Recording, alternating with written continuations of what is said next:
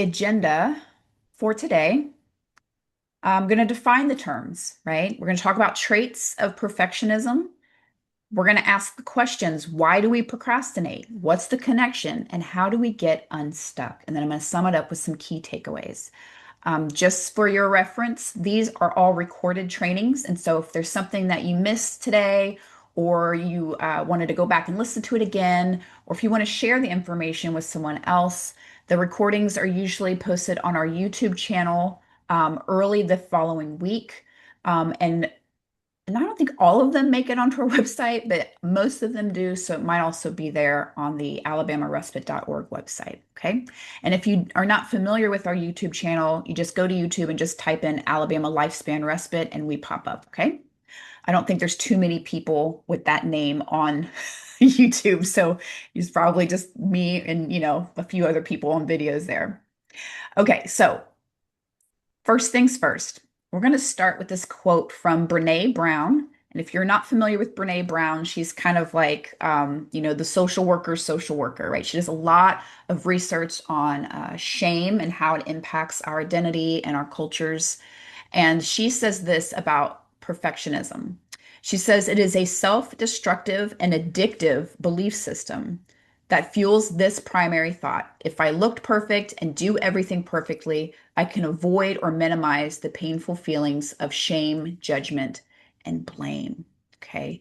So I think some of us are navigating the world through perfectionist tendencies, but never in a million years would think to define ourselves as perfectionists. But it's just that simple idea of maybe you're always critiquing yourself, even if no one else is. It's like, especially if no one else is, right? Or if you kind of find yourself on a loop where something is perfectly fine, but you have to go back over and over and over and readjust and realign and tweak, right? Because you have some kind of anxiety about how other people are going to perceive the work that you've done. Okay. And so this can definitely creep up in caregiving, especially if we're caring for people who have a lot of vulnerabilities, which most of us are, right? So we want to make sure we're doing a good job. But when does doing a good job and doing something well bleed over into perfectionism? Okay, so we're going to try to define that a little bit more today as we go forward. So, defining terms, perfectionism. This stems from a fear of failure and judgment. Okay, false belief systems make us feel like we are not good enough. We also often feel that others will judge us as not good enough, right? And so perfectionists often struggle with criticism because it's often translated, we hear it as proof that we're not good enough, right? Even if it's just like, hey, could you do this a little bit differently? Or, just small observations can be very dramatic in our system, right? They think I'm doing a terrible job, right? We automatically go to the extreme, right? If it isn't perfect, it's a failure, right? It's kind of that black and white thinking, all or nothing thinking, right? That if it's not perfect, it's not good at all. It's worthless. Okay. And so this mindset, of course, creates a lot of stress and a lot of anxiety and a lot of overwhelm. Even before we begin a task, right? If we think, if I can't do this perfectly, is it even worth starting? Right? And this, of course, is impossible standards that we are kind of forcing ourselves to meet, right? There's a lot of pressure to meet impossible standards. And that can make it difficult to start something, to finish something, or even feel satisfied with the work that you've done, right? How many of you have had this experience where you spend all day doing the very best you can, and then you lay awake at night thinking of all the things you could have done differently and how horrible of a job you did, and oh, I should have done it differently. This, next time I'm going to do it better, right? We all have those moments. Even when we're successful, it's really only a temporary relief because we keep moving the bar, right? And so when our worth becomes tied to our performance, perfection becomes a race that we really can never win, right? Because, okay, we did it good that time, but how can we improve? Okay. And I think perfectionism is sneaky in that way because there's nothing wrong with self-improvement, right? There's nothing wrong with doing a job and thinking, I'm going to do it better next time. There's nothing wrong with that. But what happens is with perfectionism, we start to get in this loop where it's never good enough. We're never satisfied. And that's when we start leading into that procrastination loop. Okay. So procrastination stems from a variety of factors like indecisiveness, lack of focus, lack of self-confidence, and task anxiety. Okay. So procrastination often follows very closely behind perfectionism. Many procrastinators carry a great deal of shame. Okay. And shame is what keeps that cycle going. So rather than avoiding the task itself, procrastinators often avoid the uncomfortable feelings that the task brings up. So, in that sense, procrastination is kind of a form of escape or a response to a perceived threat, right? If I can't do it perfectly, they're going to judge me. So, I'm not even going to do it. I'm going to put it off as long as I can. I'm going to step away from it as long as I can. I'm going to ignore it as long as I can, right? So, that can look like putting off decisions, delaying the first step, or quitting too soon, not because you're lazy, right? Most of us probably are the opposite of lazy, but because that discomfort of not reaching that goal we've set for ourselves or that standard we set for ourselves, that can be overwhelming. Okay. So, what many people don't realize is that perfectionism and procrastination aren't really opposites of each other. Perfectionism is often one of the strongest drivers of procrastination. Okay. So, perfectionism doesn't usually produce action. More often, it produces paralysis, which is what we see in procrastination. Okay. All right. So, what are some traits of a perfectionist? Okay. So, maybe you'll recognize yourself in some of these. Maybe you'll recognize others, but we're not judging. We're just learning today. Okay. So, unattainable goals, right? Setting those really high standards, and that's going to hinder your success, right? If you think if you're shooting for the moon and you fall just short, you're going to assume that's a failure. Okay. So instead, consider starting with smaller goals and working your way up, right? So that way you get that little boost of success as you move towards your main goal. Perfectionists are often outcome focused. So they often stress about the end result rather than just enjoying the process. And I'll, go ahead and be an advocate for y'all. And not every process is enjoyable, right? We know that, right? But just think in general, okay? Very outcome focused. So they're very stressed about how this is going to turn out. So it's important to aim high while also finding fulfillment in the journey, okay? Next trait, critical judgment, okay? This means that perfectionists can be overly critical and judgmental of themselves and other people. Okay. So they have a high standard and they assume everybody else should have a high standard, right? The only problem is your high standard and someone else's high standard could be totally different things, and that's okay. Okay. So, one way that we can combat that is to try to acknowledge achievements, even if they don't meet ideal standards. Okay. The next trait, disappointment. Perfectionists often feel let down, and that can lead to negative emotions, right? And that could be let down by other people, but a lot of times we feel like we let ourselves down, right? I wanted to do this and I fell just short. And so I've let myself down, right? So to combat that, we can focus on identifying what went well and what didn't, and then learn from that experience, right? Mistakes and tweaking and reassessing and readjusting, those are all key components to learning and to building skills, right? And then finally, procrastination. That is a perfectionist trait in a lot of ways. So it's the fear of failure, and that causes perfectionists to become stuck and unable to move forward. Okay. It's like you've already feel defeated before you've even started because the standard you set for yourself is so high, it's unattainable that you know you're going to fail because you don't see the gray area. You just see failure or success, right? So embracing wins and losses as part of life and understanding that taking risks as essential for growth can really help shake that mindset of perfectionism. Okay.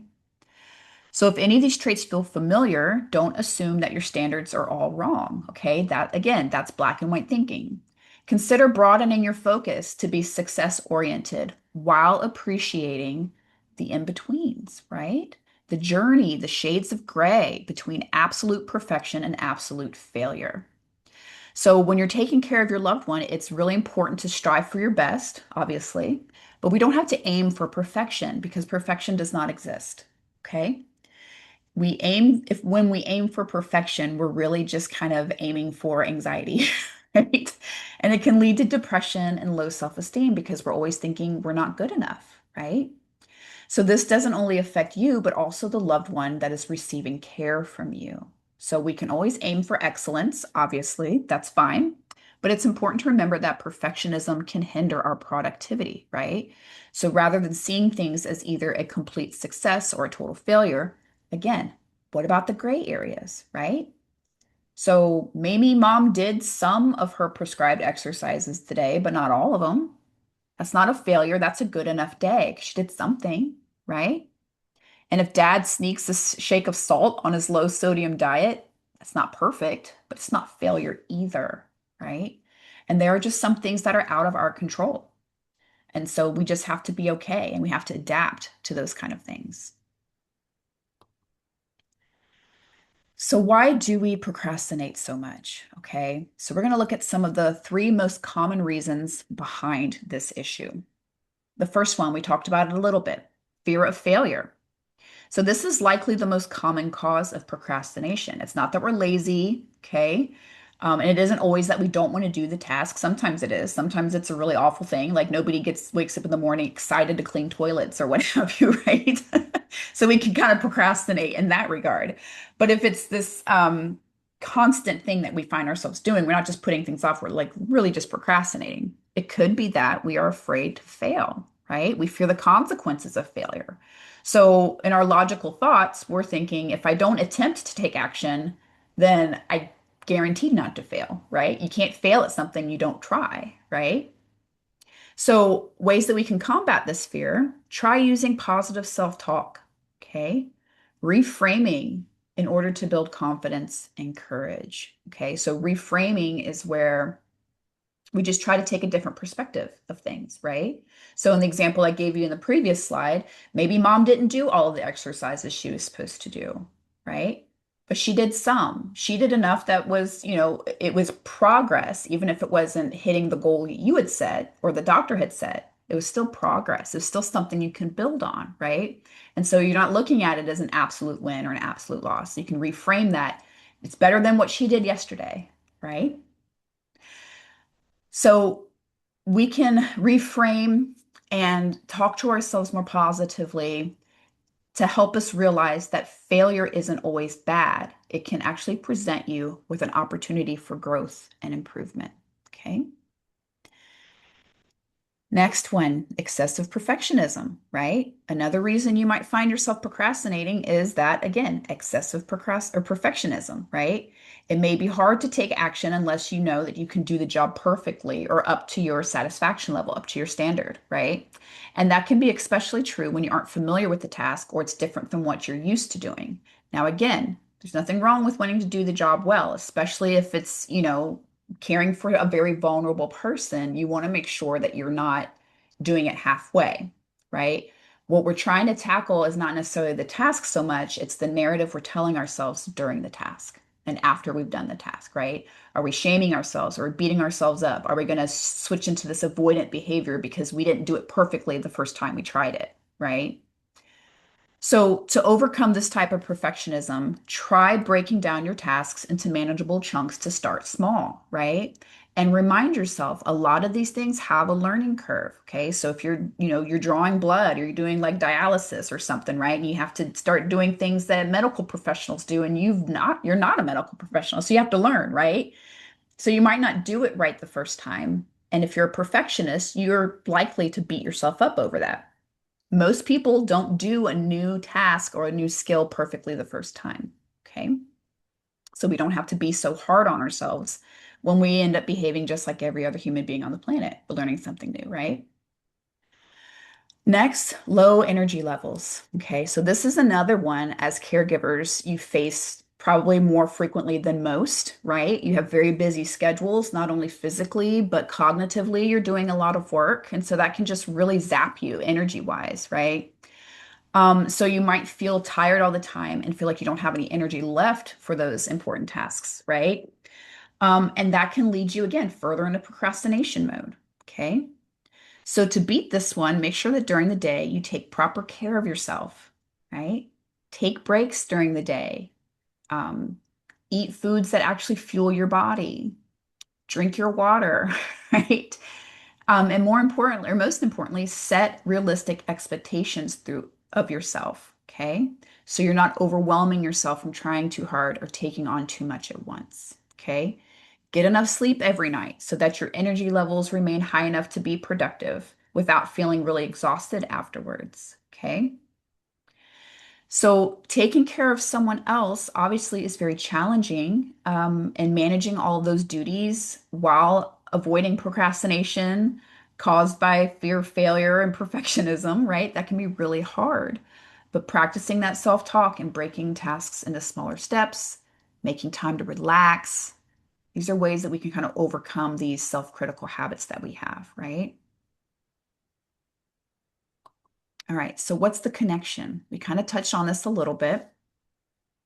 But procrastination is often linked to perfectionism. However, not all perfectionists are procrastinators, and not all procrastinators are perfectionists, right? So, for a lot of people, perfectionism and procrastination are intertwined. And this is what we call the perfectionism procrastination infinite loop. Okay. So, the loop is you have to have perfectionist standards. There's a fear of failure. There's great discomfort regarding an unsuccessful outcome. This discomfort causes fear, and then imperfection and discomfort are avoided by procrastinating. Okay. So you have these really high standards and you're afraid of failing. And if you mess up, you're really uncomfortable with that outcome. And so that discomfort causes fear. And then that fear causes us to avoid with the procrastination. Okay. And so you just kind of back in this circle, right? So perfectionists experience significant anxiety when they fear they may not achieve their goals. Procrastination provides a temporary escape from this anxiety. I'll do it later, right? That allows you to avoid feelings of failure. However, the act of procrastinating often leads to feelings of shame, reinforcing the perfectionist mindset. Tomorrow is going to be different, right? I'm going to get everything done by 1 o'clock, right? So the cycle continues as we avoid tasks due to that fear of imperfection, resulting in ongoing anxiety and shame for both perfectionists and procrastinators. Okay. So a lot of you may find yourself in this kind of stuck mode, right? Especially if you're caring for someone who maybe their needs increase over time. Because in the beginning, you were doing it all perfectly, right? You could manage it, you could handle it, you got it, your standards were high and you can maintain those standards.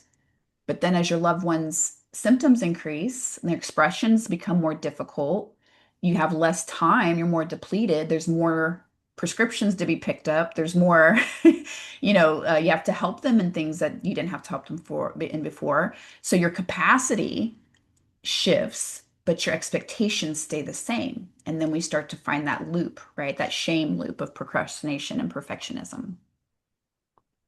So, how do we get unstuck? Okay. I'm sure you all have millions of wonderful ideas. These are just a few. Um, and so I hope that you can find some inspiration in them. Okay. So we know that caregiving is a never-ending thing, right? There's always something that can be done, right? Maybe, mom's closet is super cluttered, needs to be cleaned out. You need to file taxes. Your car needs an oil change. You got to call Medicare about a billing mistake or something like that, right? And so instead of approaching these things head on, you can kind of putter around the house and busy yourself with small tasks that aren't as urgent or as important, right? Well, I'll get to that in a minute. Just let me, go through my emails real quick, right? Something that you don't really have to get done, but you're just kind of avoiding the thing that you do have to get done, but you're kind of worried about not doing it perfectly, right? And so when you procrastinate for too long, the big stuff doesn't get done, right? And on the off chance it does, it's usually completed kind of haphazardly and quickly, right? Because there's maybe like a time limit on these things, right? And so that starts that vicious cycle, right? You wait until the last minute and then you're stressed because you're short on time. And then you feel guilty and angry at yourself for being in this position again, right? Then you feel twice as overwhelmed with the responsibilities. And so that scenario is a perfect breeding ground for caregiver burnout, right? So, what do we do to stop procrastinating?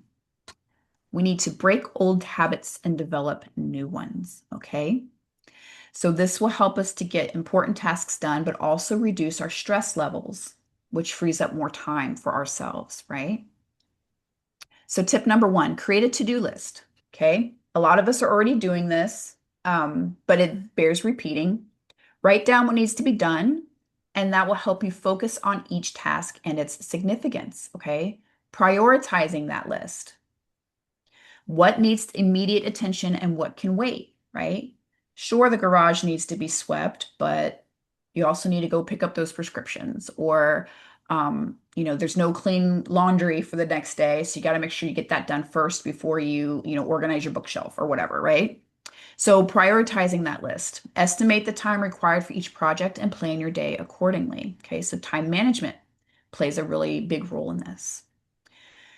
Breaking it down, so divide larger tasks into smaller, manageable ones. Okay, so this approach is particularly helpful for caregivers dealing with lengthy tasks. Okay, especially if you start thinking about things that are of like legal in nature, right? Like being a healthcare proxy or power of attorney or getting your kid's IEP squared away, right? All these things that are just kind of like overwhelming and daunting and not fun, but you have to get them done and it involves other people, right? A lot of times that's just like a whole lot going on and we're just like, ugh, I'll do it later, right? I don't have the energy for it.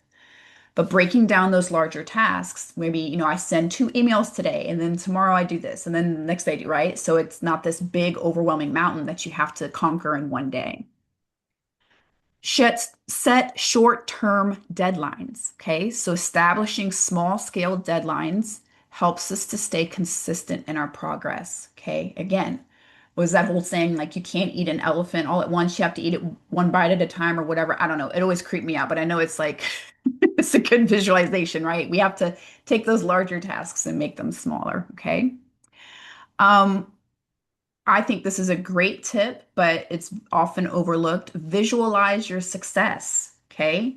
Keeping a clear mental picture of the completed task and how you're going to feel once it's completed, right? Focusing on the end result for motivation.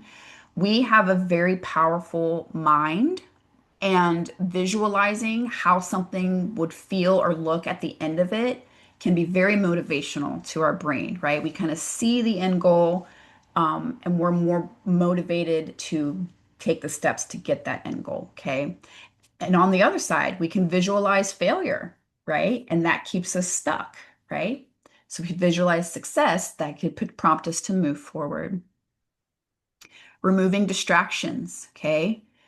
Anything that hinders your focus, okay? Instagram, TikTok, Hulu, whatever it is that's easier, right? Because you don't have to think about it too much, right? That can be very, very distracting. But you can also consider respite care for your loved one, right? Maybe you have somebody come in and take over for a few hours so you can get those kind of boring and unfun tasks done without distraction, right?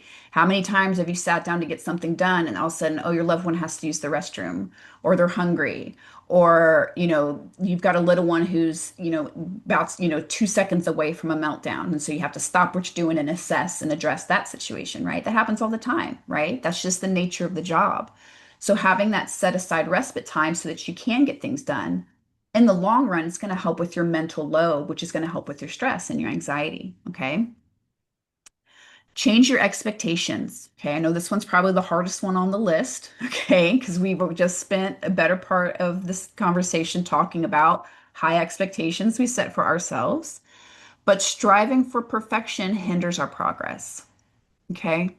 So we want to just strive to do our best and accept it as such, right? This is the best I can do. It's good enough. I guarantee you if you took your standards down, well, I shouldn't say guarantee, but I'm being recorded, but I would be very surprised if lowering your standards didn't still yield excellent results. Okay. We set our sights so high to these unattainable standards, reducing them just a little bit and see how you feel about that. Okay. I'm sure your loved one is perfectly okay too, right? Next one, just do it, right? Easier said than done. But if we feel ourselves procrastinating, Just try to break that loop, right? Try to push through that loop, right? Getting started is often the hardest part, right? I know that from my own personal experience. I'll be dreading a task for 3 weeks, and then when I finally just sit down and do it, it takes me 45 minutes, and I'm like, good grief.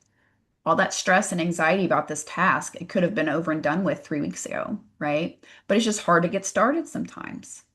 So that feeling of accomplishment is definitely worth it, just kind of pushing through that hard part of starting. Once you're started, you're typically good to go, right? And then if we're still taking a list, we're still checking off our to-do list, cross it off. Physically crossing off a completed task gives us that sense of satisfaction and progress, right? It's not so overwhelming and big and ambiguous, right? I'm working through this thing and it's getting done, right? That can be very, very healing for the procrastinating perfectionist mind, right? All right. Perfectionism is a mental habit. Okay. What does that mean? It's something that we just habitually do, right? We don't even think about it. It's just there, right? It's also the thief of joy, okay? Because you can't really enjoy something if you're constantly critiquing it, if you're constantly shaming yourself, if you're constantly convinced that you're not going to get it done well or reach your goal, right? So perfectionism kind of steals the joy of the journey from us in a lot of ways. So studies show that perfectionism frequently leads to anxiety, depression, and difficulty in our relationships. Okay. So if we take a gentler approach to ourselves, we can still have goals and standards as a family caregiver. Okay. There's nothing wrong with having goals and standards, especially when you're trying to care for somebody in the best way that you can, right? That's the goal. But we can have a more enjoyable life as well as more companionship and support if we're more gentle in our approach. Okay. Perfectionism is a mental habit, which means it can be changed, right? Habits aren't permanent. Once they're acknowledged, and once you have determined to break that habit and you're intentional with that, you don't have to be in this loop all the time, right? So, proven strategies for change. Do a reality check, okay? As you strive to accept imperfection, be clear about the true risks of the situation, okay? So that means asking yourself, what's the worst that can happen if me or a family member does something not up to the preferred standard? Yep. How likely is it really that the worst case scenario will occur? Okay. What is more likely the outcome? And is that outcome completely unacceptable? Okay. Next one, challenge your inner critic. Okay. So, unlike a perfectionist, a healthy high achiever recognizes nuances and acknowledges that something may not be perfect, but it can still be good enough, right? Some people hear the term good enough and it's like a slap in the face, right? Good enough is never good enough. It has to be perfect, right? Perfect is an illusion, doesn't exist, okay? Because your version of perfect may be somebody else, not be somebody else's version of perfect, right? There's no standard. We all have our own. Look for what's good, okay? For every flaw you find in something you or someone else does for your loved one, stop and think and acknowledge at least two positives, okay? So, yes, maybe mom's outfit doesn't match, okay? Maybe she's got on plaid pants and a polka dot sweater, right? Yeah, that's probably not perfect. But the positive thing is, hey, she's comfortable and she's not trying to rip her sweater off in the middle of the library, right? Uh, she's got clothes on. They're clean.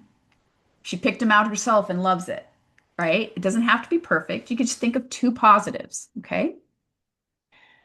Celebrate small successes. So perfectionists often procrastinate again for the fear of not doing something well enough. So we can break the logjam of doubt and inaction by dividing tasks again into smaller pieces and then recognize each accomplishment. It's like you get a little boost after every smaller task, right? You break it down and get that little jolt of I got it done and I did it well enough, right? Celebrate those small successes, right? Sometimes the end of the day is just you got to the end of the day and that's your success story, right? And also realize that you're more than just your achievements, right? Think about who you are, not just what you do. And I know that's really tough for a lot of caregivers, especially if you've been kind of in an unofficial caregiving role your whole life, right? You're the one that always fixed everything for everybody. You're the one that always compromised. You're always the one that was, putting yourself to the side while somebody else got what they needed, right? And so it's kind of hard to say, who am I outside of the things that I do for other people? But it's very important that you do take that time and just think about who am I, right? So write down your positive qualities, okay? So for an example, you're caring, you're honest, you have a sense of humor, right? Making time to not be productive and just sit and relax. I've talked with caregivers for a good amount of time, and that phrase, right? Don't be productive, just relax. It's almost like sacrilege in some ways, right? It can almost be like blasphemy because a lot of us feel like we have to earn our rest, right? And if you're a perfectionist and you're not doing everything perfectly, you're never going to feel like you earned your rest, right? Because you're always going to feel like you fell short. So you have to work harder. You have to do things twice as, go for it twice as hard as you did before. And so you're never going to be in a space where you feel like you've earned your rest. And so again, I will remind you, we don't have to earn rest. It is a basic human need, okay? We don't have to earn the food we eat or the air we breathe. It's just part of what we need to do to stay alive, and rest is no different, okay? Shift your focus to enjoy being alive and good enough versus intensely goal focused and frustrated, okay? One more slide. Key takeaways for today. Okay. Get in, get done, get out. Okay. So when you feel like you have to constantly do something perfectly all the time, you can put things off and be afraid to move forward. But if you follow the rule of get in, get done, get out, by starting on the task in front of you, doing it to the best of your ability, and then moving on without second guessing yourself about how well you performed that task. You don't give yourself time to judge yourself, right? Do it and let go of it. Take the action, let go of the results. Okay. And this is something you have to practice. Remember, perfectionism is a habit, a mental habit. And so don't think that I'm just going to sit down, I'm going to determine I'm not going to be a perfectionist anymore. And by the end of the day, you're going to be cured. Okay. That's not the way mental habits work. Okay. They didn't get there overnight and they're not going to be broken overnight. Okay. So this is where self-compassion plays a very key role. Anytime we change a habit, anytime we start something new, we have to give ourselves grace and allow that gray area of potential quote unquote failure to be where it is, right? So we will improve the more we are intentional about this, okay? Next, let go of expectations, okay? So we can set really high bars of expectations for ourselves and think that we have to do the absolute best at everything that we do, and that's just not possible, right? You're a human being. You can't be perfect, okay? It's not in our DNA, right? Nobody is really watching you as much as you think they are. Okay. And what they think of you really isn't any of your business, right? So throw the expectations out the window and just do the best that you can. Okay. None of you are intentionally dropping the ball with your loved one, right? None of you are waking up in the morning and say, how can I make this difficult for everyone around me by being, mediocre? Okay. We have these really high expectations that most other people probably don't even have of us, right? And then finally, forgive yourself. Okay. Silence the inner critic. Show yourself some kindness. Okay. It is definitely okay to make mistakes. You're a human being and you forgive others for their mistakes, right? So you should extend that same forgiveness to yourself. My time with caregivers has taught me something that you can be the most forgiving, gracious, compassionate person to everybody else but yourself, right? Well, it's okay if they do that. They're human, they're trying, they did their best. It's not a big deal. But don't let you forget one thing. Don't let you mess up one time, right? So self-compassion can be beautiful in breaking this loop, right? Remind yourself you're doing your best with good intentions. That eases that self-criticism, okay? So instead of striving for perfection, focus on being the loving, caring person that you are and doing your personal best. It's probably more than good enough, okay? You're capable. You do enough. You have enough. Just by showing up, you're already winning half the battle, right? And if you're also struggling with the need for perfection, do yourself a favor and let it go, okay?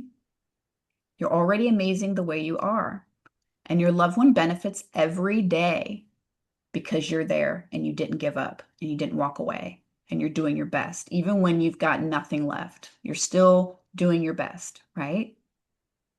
Let yourself be okay with that.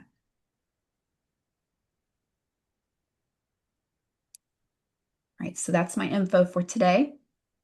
This is my contact info. If you need to give me a call, I'm in the office every day of the week except Wednesdays, and I'm usually here till about 4 o'clock in the afternoon. So if you need to call, give me a call. This is my email address, jstang@ucphuntsville.org. If you have questions or you're looking for resources, just send me an email. I don't check it every day.